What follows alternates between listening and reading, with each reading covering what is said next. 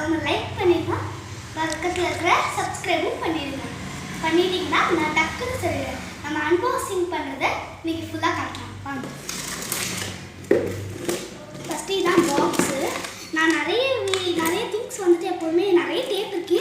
Mostly நம்ம கவுக்க இப்போ நம்ம வெட்டிடலாம்.